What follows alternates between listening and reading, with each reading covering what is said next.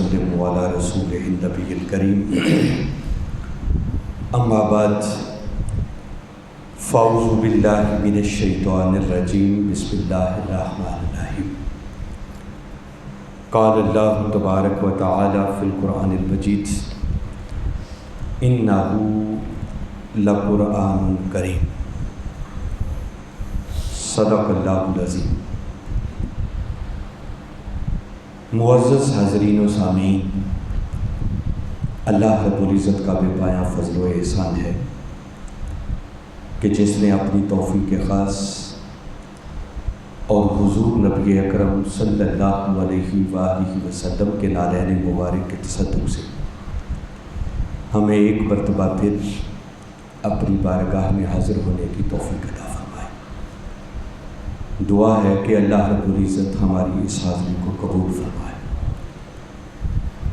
جمعۃ المبارک کی آج کی اس نشست میں ہم اپنی سلسلہ وار گفتگو سے ہٹ کر آج قرآن کی عظمت پر بات کریں گے۔ یقیناً آپ احباب کے علم میں ہوگا کہ چند دن قبل اسکینڈینیویا کے ملک سویڈن کے اندر اسٹاک ہوم میں ایک بدبختی کی گئی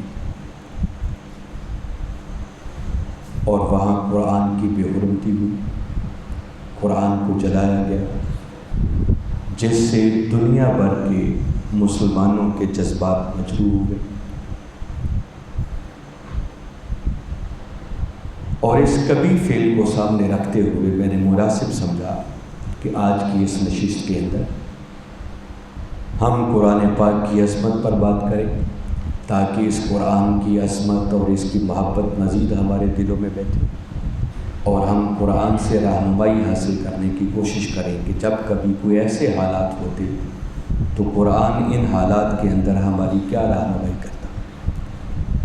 اور انشاءاللہ گفتگو کے اینڈ پر ہم قرارداد مذمت بھی پیش کریں گے جس کی یقیناً پورا ہاؤس اور پورا حال ہاتھ اٹھا کر اس کی تائید بھی کرے گا۔ آج اس واقعے کو مد نظر رکھتے ہوئے میں نے اپنی گفتگو کا عنوان عظمت قرآن کو بنایا ہے، جس کے پیش نظر میں نے سورہ واقعہ قرآن پاک کا 56واں سورہ ہے،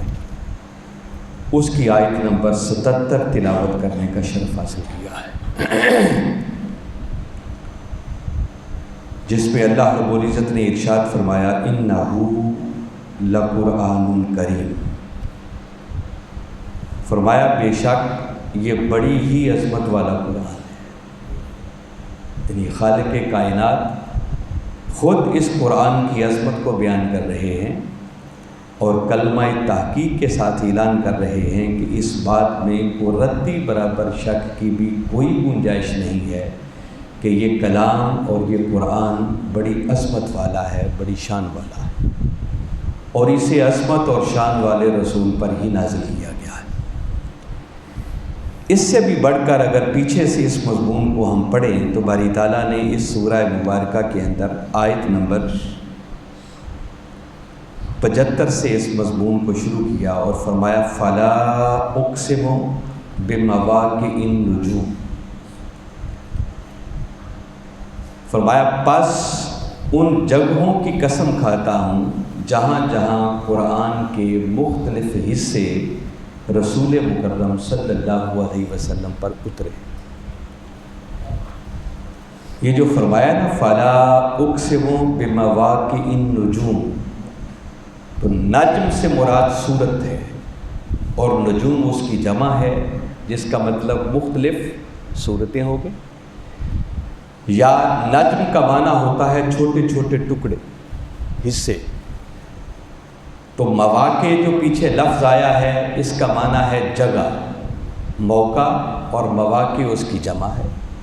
تو باری تعالیٰ فرما رہے ہیں کہ ان جگہوں کی بھی قسم جن جن جگہوں پر قرآن کے مختلف حصے میرے محبوب مکرم پر اترتے رہے ہیں۔ تو آپ ذرا چشم تصور میں لائیں کہ اس کلام اور اس قرآن کی عظمت کا عالم کیا ہوگا کہ جن جگہوں پر وہ تاجدار کائنات صلی اللہ علیہ وسلم پر اترا،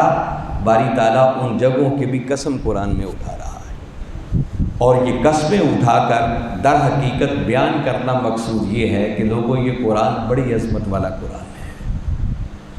فرمایا وَإِنَّهُ لَقَسَمٌ لَوْ تَعْلَمُونَ عَظِيمٌ، اور فرمایا اگر تم سمجھ سکو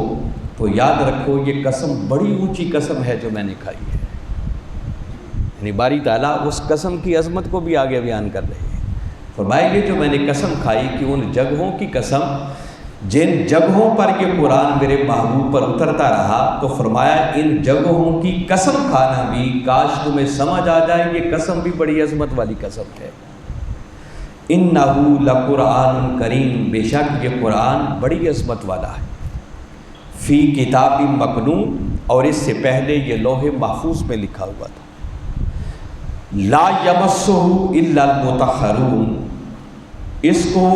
بغیر طہارت کے کوئی نہیں چھو سکے گا۔ تنزیل من رب العالمین، اور یہ رب العالمین کی طرف سے نازل شدہ ہے۔ افبہذا الحدیث انتم مدہنون، سو کیا تم اسی کلام کی تحقیر کرتے ہو، اسی کی بے حرمتی کرتے ہو؟ یہ پوری انسانیت سے بھی خطاب ہے اور خود قرآن کے ماننے والوں سے بھی خطاب ہے۔ باری تعالیٰ نے اس قرآن کی عظمت کو اجاگر کر کے، عظمت کو بیان کر کے کہا کہ نادانو، وہ عظمتوں والا قرآن کہ جن جن جگہوں پر نازل ہوا میں ان جگہوں کی بھی قسمیں اٹھا رہا۔ جس قرآن کو میں خدا ہو کر عظمت والا قرآن کہہ رہا ہوں، تو کتنی بد نصیبی کی بات ہے کہ تم اسی قرآن کی بے حرمتی کرتے ہو، اسی کی تحقیر کرتے ہو۔ وَتَجْعَلُونَ رِزْقَكُمْ أَنَّكُمْ تُكَذِّبُونَ، اور کیا تم نے اپنا رزق صرف اسی بات کو بنا لیا ہے کہ بس اس قرآن کو جھٹلایا جائے، اس کی تکذیب کی جائے، اس کی بے حرمتی کی جائے، اس سے رخ موڑ لیا جائے، اس کی طرف دھیان نہ کیا جائے، اور اس پر عمل پیرا ہو کر اپنی دنیا اور آخرت کو نہ سنوارا جائے؟ فرمایا کیا تم نے اپنا رزق انہی باتوں کو بنا لیا؟ میں بتا رہا ہوں سب سے ہی خطاب کر رہا ہے قرآن۔ فَلَوْلَا إِذَا بَلَغَتِ الْحُلْقُومَ،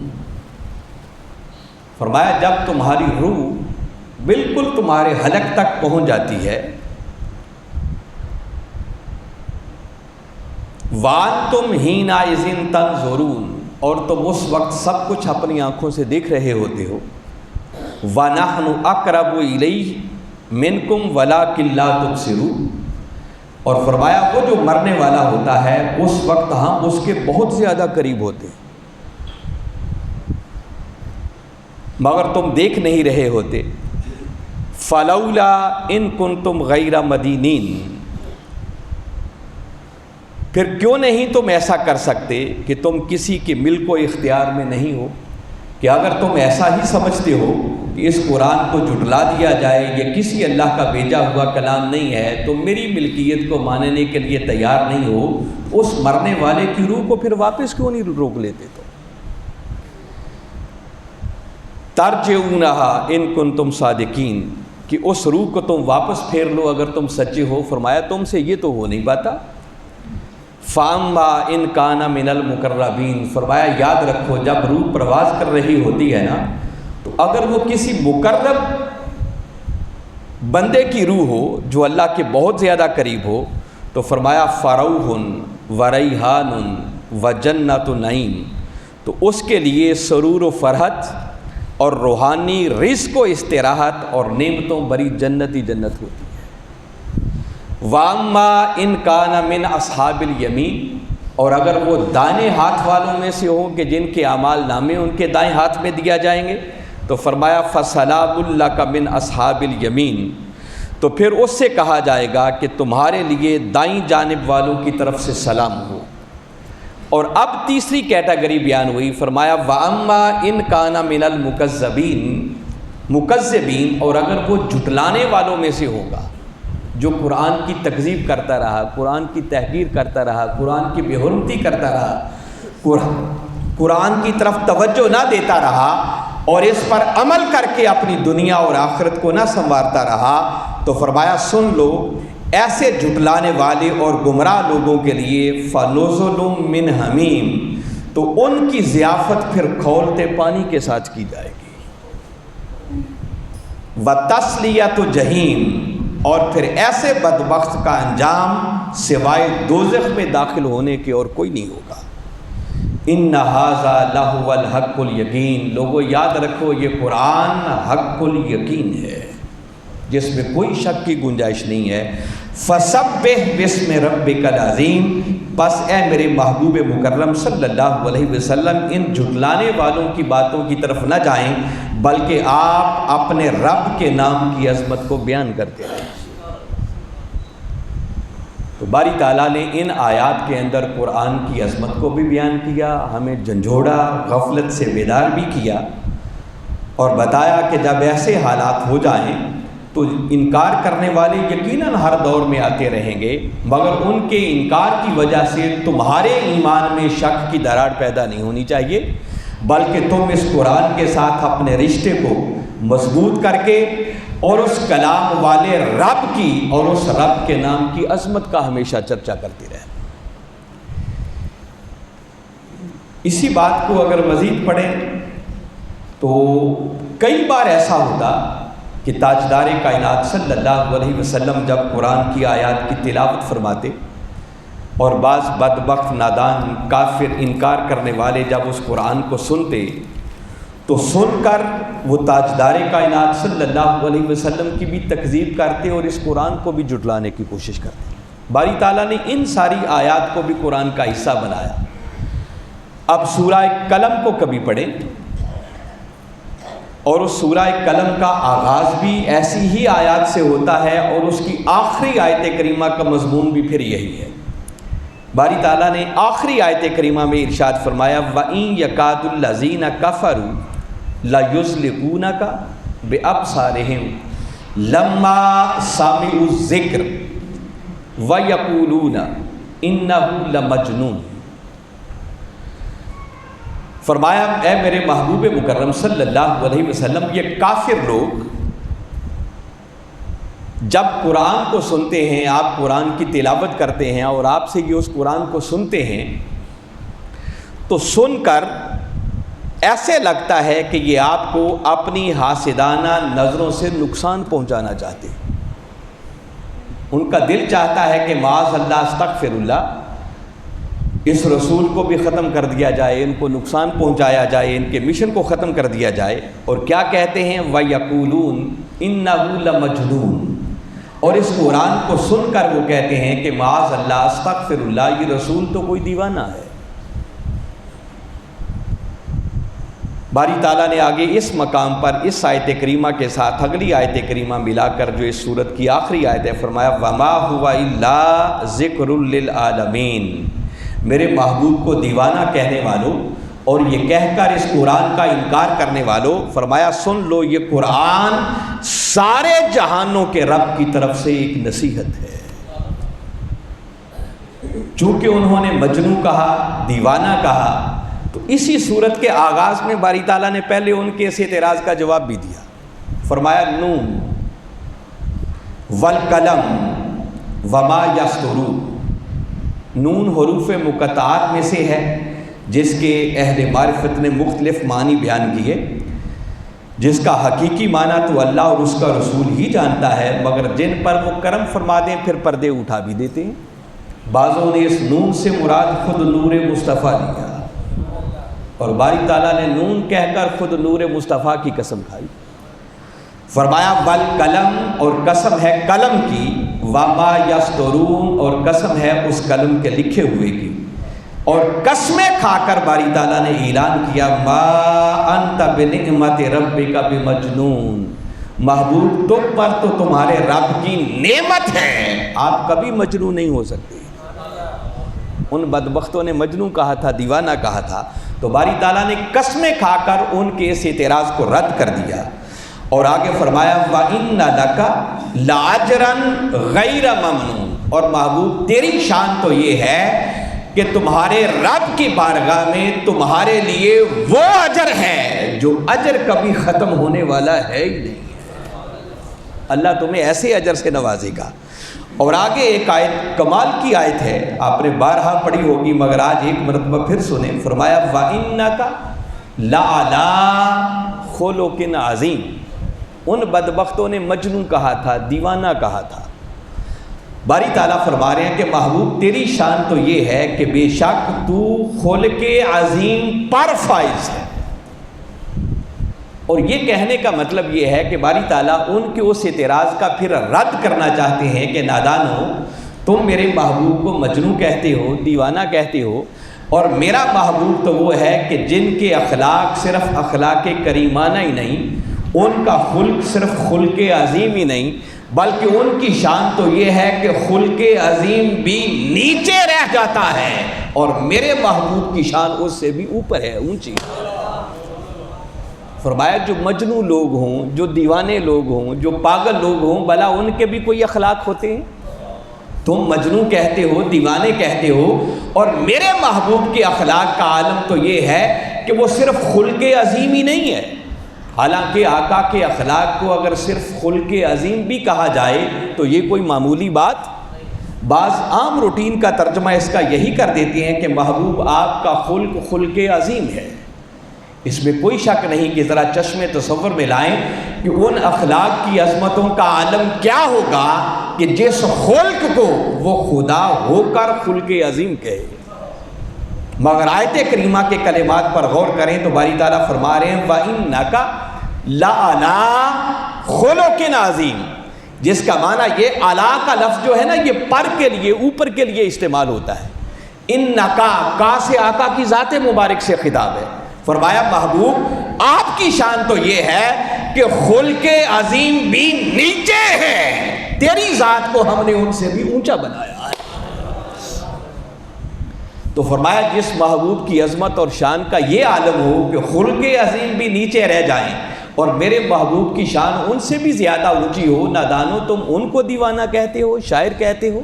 ان کو مجنون کہتے ہو۔ مجنون اور پاگل لوگوں کے تو اخلاق ہوتے ہی کوئی نہیں، اور میرے محبوب کی شان یہ ہے کہ اخلاق بھی ہاتھ باندھ کر دہلیز مصطفیٰ پر کھڑے ہوتے ہیں کہ آقا ہمیں لے لے، ہمیں لے لے، ہمیں لے لے، بس میرے محبوب جسے لے لے وہی اچھا خلق بن جاتا ہے، اور جسے رد فرما دے وہی برا خلق بن جائے۔ تو فرمایا جس ہستی کی عظمت اور شان کا یہ عالم ہو تم ان کو مجنون اور دیوانہ کہتے ہو، اور ایسے بلند اخلاق کے مالک ہستی کی زبان سے جو کلام بھی نکلے وہ کلام حق ہوتا ہے، اس میں کسی شک کی کوئی گنجائش نہیں ہوتی۔ اور اپنے محبوب سے باری تعالیٰ نے اتنا ہی فرمایا کہ محبوب یہ جو اس قرآن کا انکار کر رہے ہیں، اس کی بے حرمتی کر رہے ہیں، معاذ اللہ آپ کو مجنون اور دیوانہ کر رہے ہیں، کہہ رہے ہیں، ان سے جھگڑنے کی ضرورت نہیں، ہم نے تمہیں بڑا اونچا اخلاق والا بنا کے بھیجا ہے۔ فَسَتُبْصِرُ وَيُبْصِرُونَ، بس آپ بھی انتظار کریں اور یہ بھی انتظار کریں۔ بِأَيِّكُمُ الْمَفْتُونُ، جلد پتہ چل جائے گا کہ حقیقت میں مجنون اور دیوانہ ہے کون۔ ان ربک هو اعلم بمن ضل عن سبیلہ وهو اعلم بالمہتدین، اور بے شک محبوب تیرا رب بہت بہتر جانتا ہے کہ راہ راست سے بھٹکا ہوا گمراہ کون ہے اور حقیقت میں ہدایت کی راہ پر کون ہے۔ فرمایا یہ وقت فیصلہ کر دے گا۔ تو باری تعالیٰ نے بار بار قرآن پاک کے اندر کس انداز میں اپنے محبوب کی اس عظمت کو بھی اجاگر کیا اور محبوب پر اترنے والے قرآن کی عظمت کو بھی اجاگر کیا۔ پھر ایک مقام پر، اس سے اگلی سورت سورہ الحاقہ ہے، وہاں پر پھر باری تعالیٰ نے اسی بات کا ذکر کیا۔ فرمایا اس قرآن کی بے حرمتی کرتے ہو، اس قرآن کی تحقیر کرتے ہو، یہ قرآن وہ ہے اِنَّهُ لَقَوْلُ الرَّسُولٍ کریم، یہ بڑی عظمت والے رسول کی زبان سے نکلا ہوا کلام ہے جو خدا کا نائب اور نمائندہ ہونے کے ناطے اپنی زبان سے ادا کرتا ہے، اللہ کی طرف سے اترے ہوئے قرآن کو بیان کرتا ہے، اور اس قرآن کو باری تعالیٰ نے عظمت والے رسول کا قول قرار دیا ہے۔ یعنی یہ قرآن اللہ کا کلام بھی ہے، اور یہ آیت بتا رہی ہے کہ یہ قرآن خود کلام مصطفیٰ بھی ہے صلی اللہ علیہ وسلم۔ اگر کبھی دل چاہے نا کہ عین وہی باتیں ملیں جو 14 صدیاں پہلے ہمارے آقا کی زبان اقدس کے بوسے لے لے کر نکلتی رہی، تو کسی اور بات میں تو ڈاؤٹ ہو سکتا ہے، مگر قرآن کی آیات، قرآن کے کلمات، قرآن کے حروف، یہ عین وہی من و عن باتیں ہیں جو اسی طرح کملی والے آقا صلی اللہ علیہ وسلم کی زبان اقدس سے ادا ہوتی رہی۔ تو یہ قرآن خدا کا کلام بھی ہے اور کلام مصطفیٰ صلی اللہ علیہ وسلم بھی ہے۔ اس لیے باری تعالیٰ نے فرمایا اِنَّهُ لَقَوْلُ رَسُولٍ کریم، یہ بڑی عظمت والے رسول کی زبان سے نکلا ہوا قول ہے، کلام ہے۔ وَمَا هُوَ بِقَوْلِ شاعر، یہ کسی شاعر کا کلام نہیں ہے۔ قَلِيلًا مَا تُؤْمِنُونَ، مگر تم میں سے بہت تھوڑے ہیں جو ایمان لانے والے، جس کا مطلب یہ قرآن اعلان کر رہا ہے کہ ہر کسی کے نصیب میں نہیں ہوگا کہ اس قرآن پر ایمان لے آئے۔ فرمایا تھوڑے ہوں گے جن کو اس قرآن کی عظمت کا اندازہ ہوگا اور اس قرآن اور رسول پر ایمان لانے والے ہوں گے۔ پھر آگے فرمایا وَلَا بِقَوْلِ کاہن، یہ کسی کاہن کا کلام نہیں ہے کہ ایسے ہی فنی اندازوں سے اس نے اس کو گھڑ لیا۔ قَلِيلًا مَا تَذَكَّرُونَ، مگر بہت کم ہوں گے جو اس قرآن سے نصیحت حاصل کرنے والے ہوں گے۔ تنزیل من رب العالمین،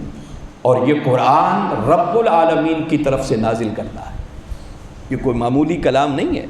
اور باری تعالیٰ نے مزید اس قرآن کے حق ہونے کے لیے، اندازہ کریں کتنی سخت بات کی ہے، فرمایا وَلَوْ تَقَوَّلَ عَلَيْنَا بَعْضَ الْأَقَاوِيلِ، فرمایا اگر میرے محبوب مکرم صلی اللہ علیہ وسلم معاذ اللہ اپنی طرف سے کوئی بات گھڑ کر ہماری طرف منسوب کر دیتے، لَأَخَذْنَا مِنْهُ بِالْيَمِينِ، تو یقیناً ہم پوری قوت و قدرت کے ساتھ ان کی گرفت کرتے، ثُمَّ لَقَطَعْنَا مِنْهُ الْوَتِينَ، اور ہم ان کی شاہ راہ کو کاٹ دیتے۔ فرمایا تم کہتے ہو معاذ اللہ یہ گھڑ کے لے آتے، یہ میرے محبوب مکرم صلی اللہ علیہ وسلم ہے، اگر یہ بھی کوئی ایسا کام کرتے کہ معاذ اللہ گھڑ کر اپنی طرف سے کوئی بات ہماری طرف منسوب کر دیتے تو یہ بھی ہماری گرفت سے نہ بچتے، پھر ان کو بچانے والا بھی کوئی نہ ہوتا۔ مگر یاد رکھو فرمایا یہ گھڑ کے نہیں لاتے، یہ رب العالمین کی طرف سے نازل کردہ ہے۔ وَإِنَّهُ لَتَذْكِرَةٌ لِّلْمُتَّقِينَ، اور متقیوں کے لیے یہ ایک بہت بڑی نصیحت ہے۔ وَإِنَّا لَنَعْلَمُ أَنَّ مِنْكُمْ مُكَذِّبِينَ، اور ہم جانتے ہیں کہ تم میں سے بہت سارے اس کو جھٹلانے والے ہیں، اس کی تکذیب کرنے والے ہیں۔ وَإِنَّهُ لَحَسْرَةٌ عَلَى الْكَافِرِينَ، مگر انکار کرنے والے، تکذیب کرنے والے، جھٹلانے والے، ان کے لیے سوائے حسرت کے اور کچھ نہیں ہے۔ وَإِنَّهُ لَحَقُّ الْيَقِينَ، اور بے شک یہ حق الیقین ہے جس میں ردی برابر بھی شک کی کوئی گنجائش نہیں ہے۔ فَسَبِّحْ بِاسْمِ رَبِّكَ الْعَظِيمِ، پس اے میرے محبوب تو اپنے رب کے نام کی عظمت کے ڈھنکے بجایا کر۔ تو باری تعالیٰ نے جا بجا قرآن پاک کے اندر اس قرآن کی عظمت کو اجاگر کیا۔ میں جتنے ریفرنسز لے کے آیا تھا ان سب کو تو شاید اس مختصر وقت میں بیان کرنا ممکن نہ ہو، مگر میں صرف چند ایک مقامات اور بتاتا ہوں اس کی عظمت کے بارے میں کہ اندازہ کریں اس سے بڑھ کر قرآن کی عظمت کیا ہوگی۔ سورہ بنی اسرائیل قرآن پاک کا 17واں سورہ ہے، اور کبھی اس مضمون کو آپ گھر میں قرآن کھول کر خلوت میں بیٹھ کر پڑھیں، آپ کو اندازہ ہو کہ یہ قرآن کی عظمت کا عالم کیا ہے۔ جو آیات میں پڑھ رہا ہوں کم آپ نے سنی ہوں گی، مگر قرآن کی عظمت کو ایک عجیب انداز میں باری تعالیٰ نے بیان کیا۔ باری تعالیٰ اس مقام پر فرماتے ہیں وَلَا إِن شِئْنَا لَنَذْهَبَنَّ بِالَّذِي أَوْحَيْنَا إِلَيْكَ، فرمایا میرے محبوب مکرم صلی اللہ علیہ وسلم اگر ہم چاہیں تو وہ قرآن جو ہم نے آپ کی طرف وحی کیا ہے اس کو لے جائیں، لوگوں کے دلوں سے بھی اس کو محو کر دیں اور اوراق سے، کتابوں سے بھی اس کو اٹھا لیا جائے۔ فرمایا ہم چاہیں تو ہم یہ بھی کر سکتے ہیں۔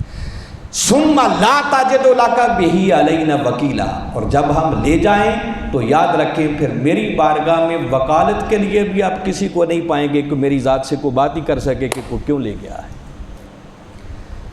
الا رحمتا من ربک، محبوب مگر اس کا قرآن کا نہ لے جانا اور اس قرآن کا تمہارے اندر موجود ہونا، کتابوں میں بھی، اوراق پر بھی، لوگوں کے دلوں میں بھی، فرمایا یہ محبوب صرف تیرے رب کی رحمت ہے۔ اس قرآن کا تمہارے اندر موجود ہونا یہ اللہ کی بہت بڑی رحمت ہے کہ اس نے تمہیں اپنا قرآن دے رکھا ہے۔ اور آگے سنے، آگے فرمایا ان فضلہ کان علیک کبیرا،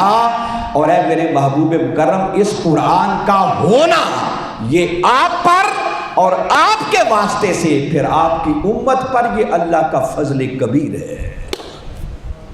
آپ اندازہ کریں اس قرآن کی عظمت کا عالم کیا ہے کہ جس کو باری تعالیٰ خود رحمت قرار دے رہے ہیں، اور فرمایا لوگوں نادانوں تمہیں اس قرآن کی عظمت کا عالم نہیں ہے، یہ قرآن اللہ کا خالی فضل ہی نہیں بلکہ اس کو کانا علیکا ان فضلہ کانا علیکا کبیرا، فرمایا محبوب آپ پر اور آپ کے واسطے سے پھر آپ کی امت پر یہ اللہ کا فضل نہیں بلکہ فضل کبیر ہے۔ تو اندازہ کریں وہ کتنا کا بڑا فضل ہوگا جس کو وہ خدا ہو کر بھی فضل کبیر کہہ رہا ہے۔ اور مزید اس کی عظمت کو پھر اگلی آیت میں باری تعالیٰ نے بیان کرتے ہوئے ارشاد فرمایا کہ یہ اتنی عظیم نعمت ہے، فرمایا کل ان انکار کرنے والوں کو، ان کی بے حرمتی کرنے والوں کو اور اس قرآن کی تحقیر کرنے والوں کو بتا دو، کل لئن اجتمعت الانس والجن علی ان یأتوا بمثل ھذا القرآن لا یأتون بمثلہ، فرمایا محبوب نے بتا دو یہ قرآن وہ عظیم کلام ہے کہ اگر سارے جن اور سارے انسان اس بات پر اکٹھے ہو جائیں کہ اس قرآن کی مثل کوئی اور قرآن بنا کے لے آئیں تو فرمایا میں خدا اعلان کر رہا ہوں وہ اس کی مثل نہیں لا سکتے۔ فرمایا ان انکار کرنے والوں کو بتاؤ اچھا یہ اللہ کا کلام نہیں ہے تو پھر جاؤ اس قرآن جیسا ایک قرآن ہی بنا کے لے آؤ، اس پر سارے جن اور انسان بھی اکٹھے ہو جائیں تو فرمایا تم اس قرآن کی مثل نہیں لا سکتے۔ اور 14 صدیاں بیت گئیں، قرآن کے اس چیلنج کو کوئی قبول کرنے کے لیے تیار نہیں ہے۔ باری تعالیٰ نے پھر تھوڑی سی اس چیلنج کے اندر نرمی کی، فرمایا اچھا اگر تم اس قرآن جیسا سارا قرآن نہیں لا سکتے تو پھر اس کے بعد باری تعالیٰ نے ایک اور مقام پر دعوت دی، فرمایا ام یقولون افترا، یہ لوگ کہتے ہیں کہ معاذ اللہ استغفر اللہ، یہ رسول مکرم صلی اللہ علیہ وسلم اپنی طرف سے گھڑ کے یہ قرآن کو لے آتے ہیں۔ فرمایا محبوب یہ اگر یہ کہتے ہیں کہ اپنی طرف سے گھڑ کے لے آتے ہیں تو انہیں فرما دو کہ جاؤ پھر تم اس جیسی 10 صورتیں بنا کے لے آؤ۔ پہلے کیا چیلنج کیا تھا کہ اس قرآن جیسا قرآن لے آؤ، فرمایا اگر سارا قرآن تم نہیں لا سکتے تو پھر جاؤ اس قرآن جیسی 10 مختلف گڑی ہوئی صورتیں تم بھی لے آؤ، تم اپنی طرف سے بنا کے لے آؤ، اور پھر اس مقصد کے لیے تم جن جن اپنے مددگاروں کو ساتھ ملانا چاہو تمہیں اجازت ہے ان کو بھی ملا لو، مگر 14 صدیاں بیت گئیں کو 10 صورتیں لانے کے قابل بھی نہیں ہو سکا۔ باری تعالیٰ نے پھر اس چیلنج کے اندر اور نرمی کی اور اس کو ریویو کیا، فرمایا اچھا اگر 10 بھی نہیں لا سکتے تو سورہ بقرہ کی معروف آیت ہے، فرمایا وَإِن كُنتُمْ فِي رَيْبٍ مِّمَّا نَزَّلْنَا عَلَىٰ عَبْدِنَا فَأْتُوا بِسُورَةٍ مِّن مِّثْلِهِ، اگر 10 صورتیں بھی نہیں لا سکتے اور اس قرآن میں شک کرتے ہو تو فرمایا محبوب نے بتاؤ جاؤ اس صورت جیسی ایک صورت ہی بنا کے لے آؤ، مگر 14 صدیاں بیت گئیں کو اس قرآن کی ایک صورت جیسی صورت بھی بنا کر نہیں لا سکا۔ اور اس دور کے اندر پریکٹیکلی سورہ کوثر کو اللہ کے گھر میں لٹکا دیا گیا، فرمایا جاؤ اس سورہ کوثر جیسی ایک صورت ہی بنا کے لے آؤ۔ اور سورہ طور کے اندر تو باری تعالیٰ نے پھر حد کر دی، فرمایا محبوب اگر یہ کہتے ہیں نا کہ آپ گھڑ کے لے آتے ہیں، یہ قرآن نہیں لا سکے، 10 صورتیں نہیں لا سکتے، ایک صورت بھی نہیں لا سکتے، انہیں فرماؤ فَلْيَأْتُوا بِحَدِيثٍ مِّثْلِهِ، جاؤ اس قرآن کی ایک بات جیسی بات ہی بنا کے لے آؤ۔ تو حاضرین مکرم میں آپ کو مخاطب کر کے عرض کرنا چاہ رہا ہوں کہ اندازہ کریں ہماری کتنی خوش نصیبی ہے کہ اللہ رب العزت نے اپنے محبوب کا امتی ہونے کے ناطے ہمیں اس قرآن کا وارث بنایا، ایسی کتاب کا وارث بنایا کہ جس کتاب جیسی کتاب کوئی دنیا میں آ ہی نہیں سکتی، ہو ہی نہیں سکتی، جس کا وجود ہی نہیں ہو سکتی، ممکنات میں سے ہی نہیں ہے، سوچا ہی نہیں جا سکتا، جس پر خود باری تعالیٰ اپنے محبوب مکرم کی زبان اقدس سے کتنے چیلنج کروا رہے ہیں کہ جاؤ اس کتاب جیسی کتاب لے آؤ، 10 صورتیں بنا کے لے آؤ، ایک صورت لے آؤ، چلو ایک بات ہی اس جیسی بات لے آؤ۔ اور اللہ نے ہمیں اپنے محبوب کا امتی ہونے کے ناطے اس عظیم قرآن کا وارث بنایا، مگر کتنی بد نصیبی کی بات ہوگی کہ اتنی عظیم کتاب ہمیں ملے اور ہم اس کتاب کو پڑھ کر، سن کر، سمجھ کر اور اس پر عمل پیرا ہو کر اپنی دنیا اور آخرت کو سنوارنے کے لیے تیار نہ ہو سکے۔ وہ بدبختی جو ہوئی اس کا تو ذکر کرتے ہیں، پہلے ہمیں اپنے گریبانوں میں جھانکنا ہوگا کہ اتنی عظمت والی کتاب اگر ہمیں میسر آ جائے تو ذرا اندازہ کریں کہ ہمیں اس قرآن کے ساتھ محبت کا عالم ہمارا کیسا ہونا چاہیے، مگر ہماری محبت کہاں تک ہے اس قرآن کے ساتھ، اس کا ذرا آپ اندازہ کر لیں۔ خوش نصیب ہوں گے جن کو ہر روز قرآن کی زیارت ہو جاتی ہوگی، مگر بحیثیت امت اپنی سوسائٹی اور معاشرے کے طور پر اگر آپ جائزہ لیں تو ایسے لوگوں کی کمی نہیں ہے کہ کئی سال بھی بیت جاتے ہوں گے، شاید ان کو قرآن کی زیارت بھی نصیب نہیں ہوتی۔ اس سے بڑی بد نصیبی کیا ہو کہ اتنی عظیم کتاب ہمارے اندر موجود ہو، اور اگر میں یہ بات کہوں تو اس میں رتی برابر شک نہیں ہے کہ اس وقت کائنات کے اندر ہمارے پاس سب سے بڑی اللہ کی کوئی نعمت اگر موجود ہے جو ہمارے ہاتھوں میں ہے، ہماری نظروں کے سامنے ہے، تو وہ سب سے بڑی نعمت یہ اللہ کا قرآن ہے۔ یہ تاجدار کائنات صلی اللہ علیہ وسلم کو ملنے والے معجزات میں سے سب سے بڑا معجزہ ہے۔ انبیاء کو معجزات ملتے رہے مگر وقت کے ساتھ ساتھ نظروں سے اوجھل ہو گئے، قومیں ان کو بھول گئیں، لوگوں نے ان کو اوپر سے پش ڈال دیا، مگر قرآن ہمارے آقا کو ملنے والا ایسا معجزہ ہے کہ 14 صدیاں گزرنے کے باوجود بھی منوان اسی شکل میں آج بھی ہمارے ہاتھوں میں ہے، اور قیامت تک یہ اسی طرح لوگوں کے سامنے موجود رہے گا۔ اور اتنے عظیم قرآن کو پا کر بھی اس پر عمل پیرا ہو کر اگر ہم نے اپنی دنیا اور آخرت کو نہ سنوارا تو اس سے بڑی اپنے ساتھ زیادتی اور ظلم کوئی نہیں ہو سکتا ہے۔ قبل اس کے کہ اس قرآن کو اٹھا لیا جائے، دیکھو نا باری تعالیٰ کہہ رہے ہیں وَلَوْ شِئْنَا لَنَذْهَبَنَّ بِالَّذِي أَوْحَيْنَا إِلَيْكَ، محبوب اگر ہم چاہیں تو یہ آپ کی طرف وحی ہونے والے قرآن کو ہم لے جائیں، اٹھا لیں اس کو۔ تو قبل اس کے کہ اس قرآن کو اٹھا لیا جائے یا ہماری آنکھیں بند ہو جائیں، اس وقت کے آنے سے پہلے اس قرآن کے ساتھ ٹوٹے ہوئے تعلق کو ہمیں مضبوط کرنا ہوگا، اس کے ساتھ اپنے رشتے کو بحال کرنا ہوگا۔ یہ قرآن ایسا کلام ہے، ایسی کتاب ہے جو بندے کو مولا سے واصل کر دے۔ اور قبلہ حضور نے کئی بار یہ بات فرمائی ہے کہ کبھی رات کی خلوت میں پچھلے پہر بیٹھ کر اس قرآن کو پڑھا کریں، آپ کو یوں محسوس ہوگا کہ جیسے قرآن بندے پر نازل ہو رہا ہے۔ قرآن بندے سے باتیں کرتا ہے، مگر ہم نے کبھی قرآن کے ساتھ ایسا تعلق جوڑنے کی کوشش نہیں کی ہے۔ اور ہم جس تحریک کے ساتھ، جس قیادت کے ساتھ، جس مشن کے ساتھ جڑے ہیں، ہمارے تو مشن کا نام ہی منہاج القرآن ہے۔ اگر ہم بھی قرآن کے ساتھ نہ جڑے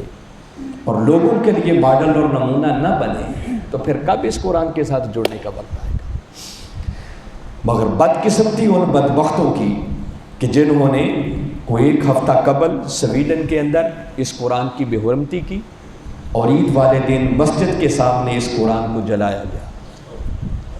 جس سے دنیا بھر کے مسلمانوں کے جذبات مجروح ہوئے اور ہر طرف ایک غصے کی لہر پائی جا رہی ہے۔ اور ہفتے بھر سے مختلف ممالک کے اندر مختلف مقامات پر مختلف مواقع پر احتجاج کیا جا رہا ہے، مگر آج چونکہ جمعۃ المبارک کا دن ہے تو پوری دنیا کے اندر بالخصوص اس کبھی حرکت پر احتجاج کیا جا رہا ہے۔ منہاج القرآن نے بھی اپنی تمام تر تنظیمات کو پاکستان کے اندر بھی اور بیرون پاکستان بھی یہ ہدایات جاری کر دی ہوئی ہیں کہ آج ہر جگہ پر باقاعدہ جہاں جہاں ہمارے علماء، ہمارے اسکالرز، ہمارے خطباء وہ گفتگو کریں گے، وہ قرآن کی عظمت پر کریں گے اور اس کبھی حرکت کی مذمت کریں گے۔ تو میں آپ احباب کے سامنے یہ قرارداد پیش کر رہا ہوں کہ کم و بیش کو ایک ہفتہ قبل سویڈن کے اندر اسٹاک ہوم میں جو قرآن کی بے حرمتی کی گئی ہے، ہم سب اس کبھی فعل اور قبیل حرکت کی مذمت کرتے ہیں۔ ہاتھ کھڑا کر کے اس بات کی تائید کرتے ہیں آپ، اور ہم اپنے ملک کے صاحبان اقتدار سے یہ ریکویسٹ کرتے ہیں، گزارش کرتے ہیں کہ اس آواز کو اٹھایا جائے اور حضور شیخ الاسلام کی آج بھی یہ خدمات اور ان کی یہ آفر، یہ پیشکش موجود ہے کہ تاجدار کائنات صلی اللہ علیہ وسلم کی بے حرمتی کی بات ہو یا قرآن پاک کی بے حرمتی کی بات ہو، ان کی طرف سے یہ آفر اور پیشکش موجود ہے، چونکہ انڈیویجولی یہ کوئی نہیں کر سکتا۔ عالمی عدالت انصاف کے اندر یہ حکومتوں کی طرف سے ایسا کیس دائر ہو سکتا ہے۔ آپ اس کیس کو دائر کریں، فرمایا 1.5 ارب کے لگ بھگ امت مسلمہ کی نمائندگی کرتے ہوئے اس کیس کی وکالت میں کروں گا، اور پوری دنیا کے اندر عالمی عدالت انصاف کے اندر اس کیس کو جیت کر اس امت کو ایک تحفہ پیش کر دیا جائے گا۔ یہ ان کی آفر اور پیشکش آج بھی موجود ہے۔ تو ہم اپنی حکومت سے گزارش کریں گے کہ OIC تک اس پیغام کو پہنچائیں، خود اقوام متحدہ اور عالمی عدالت انصاف کے اندر اس آواز کو اٹھائیں، اس کیس کو دائر کریں۔ منہاج القرآن اور حضور شیخ الاسلام وکیل کے طور پر اپنی خدمات دینے کے لیے آج بھی تیار ہیں، اور انشاءاللہ پوری دنیا کے اندر اس کیس کو جیت کر امت مسلمہ کا سر فخر سے بلند کر دیا جائے۔ اللہ کی بارگاہ میں دعا ہے کہ اللہ تعالیٰ ایسے بد کرداروں کو جو قرآن کی بے حرمتی کرنے والے ہیں ان کے انجام بد تک انہیں پہنچائے، اور ہمیں صحیح معنوں میں اس قرآن کی عظمت کو سمجھ کر اس قرآن کے ساتھ اپنے ٹوٹے ہوئے تعلق کو بحال کر کے اس کی حرمت کی خاطر ہمیں اپنا تن من دن قربان کرنے کی توفیق عطا فرمائے۔ وما علینا الا البلاغ۔